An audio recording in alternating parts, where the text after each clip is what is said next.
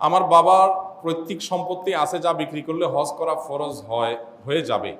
এখন যদি আমার বাবা তা বিক্রি না করে তাহলে আমার বাবার গুনাহ হবে কিনা? খুব দরকারি একটা প্রশ্ন। আপনার বাবার সম্পদ আছে, বিক্রি করলে হজ করার মতো টাকা হবে, এখন তার জন্য কি বিক্রি করে হজ করতে হবে কি না? এটার উত্তর হলো, দেখতে হবে তার এই জায়গাটা কোন পারপাস সার্ভ করে। তার যদি এই জমিগুলোর ফসল দিয়ে তার সংসার চলে তাহলে এটা বিক্রি করে হজে যাওয়া জরুরি না। কথা কি বুঝাতে পারছি?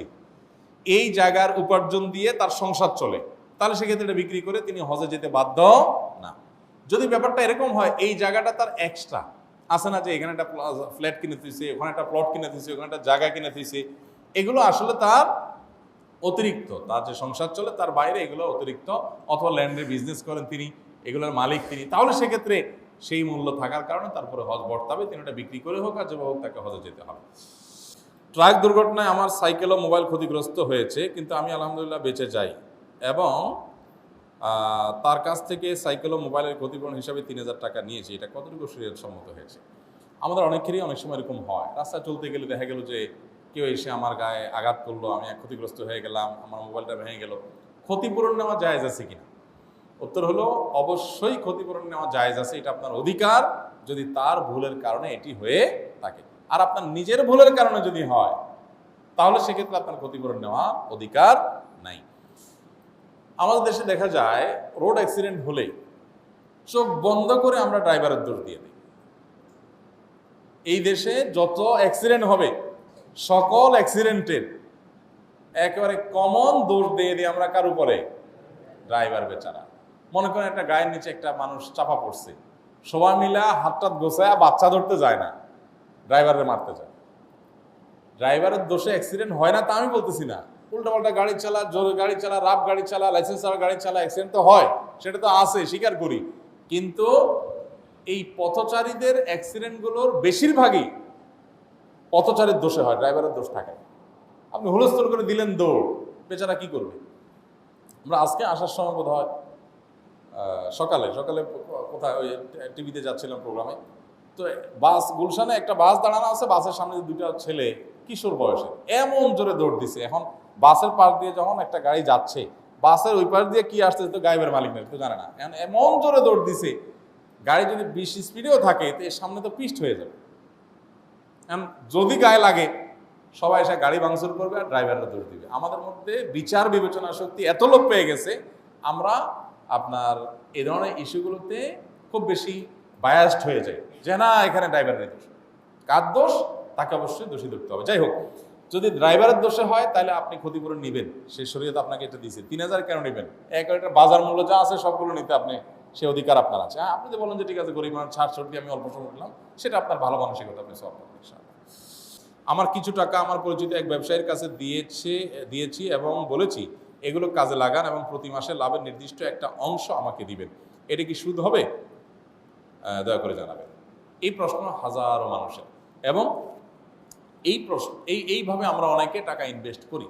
এটা জানা খুব গুরুত্বপূর্ণ যে আমি আমার কোনো একটা বন্ধু দোকানদারি করে, তার একটা ব্যবসা আছে, আমার কাছে কিছু লিকুইড মানি আছে, আমি সেই টাকাটা তার কাছে দিলাম 10 লাখ, 5 লাখ, 1 লাখ, 2 লাখ, ভাই এটা তোমার ব্যবসা খাটাও, তুমি আমাকে মাসে মাসে এটার লাভের অংশ দিও, তুমি নির্দিষ্ট অংশ দিও।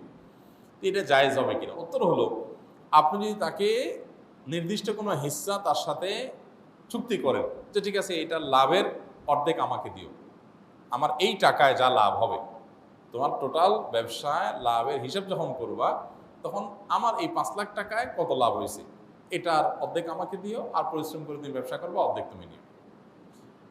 অথবা 60% তুমি নিও, 40% আমার দিও, 90% তুমি নিয়ে যাও, 10% আমার দিও, অথবা উল্টা আমাকে 90% দিয়ে তুমি 10%, যে কোনো পার্সেন্টেজে যদি চুক্তি করেন যে ঠিক আছে তুমি আমাকে লাভের এই হার দিও, তাহলে সেক্ষেত্রে এটা শুধু হবে না, সেটাই জায়েজ, সেটাই ব্যবসা।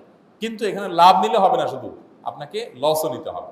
যদি লস হয় তাহলে তোমার এখানে আছে 15 লাখ, আমার আছে 5 লাখ, তোমার 15 লাখে যা লস হবে আনুপাতিক হারে আমার 5 লাখের লসটাও আমি বহন করব, তাহলে জায়েজ হবে। যদি বলেন যে না লস টস বুঝি না ভাই, মাস শেষ আমাকে লাভটা দিয়ে দিবে, শুধুমাত্র লস হলে তুমি একা নিবা, তাহলে সেটা কি হবে না? জায়েজ হবে না। নো রিস্ক নো গেইন, ইসলাম কোনো 2 নম্বর পথে রাতারাতি বড়লোক হওয়ার পথে বিশ্বাস করে না, এবং এটা আর্থসামাজিক উন্নতির পথে বাধা।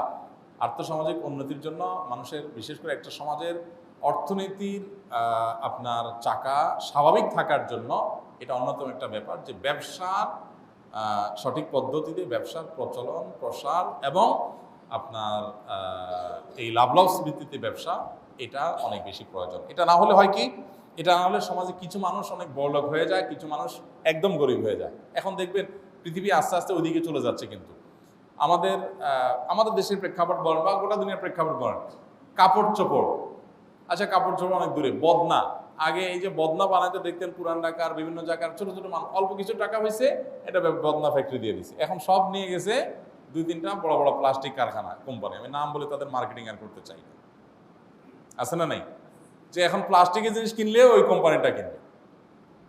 হ্যাঁ, তাহলে বড় বড় ব্যবসায়ীরা আস্তে আস্তে ছোট ছোট ভাত মেরে দিচ্ছে এইভাবে।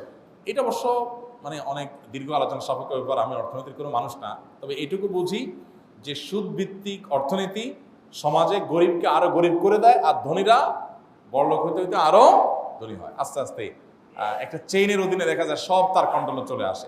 এভাবে দুনিয়ার সব কন্ট্রোল আস্তে আস্তে আস্তে আস্তে দাজ্জাল তো গোটা পৃথিবীর সকল খাবার পানীয় সব তার কন্ট্রোলে চলে যাবে। অনেক কিছু আছে আজকাল এখন যে নির্দিষ্ট বড় কোনো প্রতিষ্ঠান ছাড়া আর কারোর কাছে নাই, বা আর কারোর কাছে থাকার সুযোগও নেই, অপশনগুলো সেরকম হয়ে যাচ্ছে, সীমিত হয়ে আসছে পৃথিবীর সম্পদ এর মালিকানা, অর্থাৎ সীমিত কিছু মানুষের কাছে থাকছে। এটা সুদভিত্তিক অর্থনীতির প্রভাব।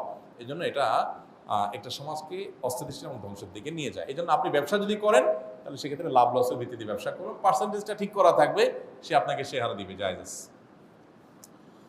অনেকে টাকা দেয় এইভাবে যে ভাই টাকা দেওয়া আছে, তুমি আমাকে লাভ দিও, যাতে হালাল হয় এই জন্য কম বেশি করে দিও, 1 মাসে 10,000 দিও আর 1 মাসে 15,000 দিও।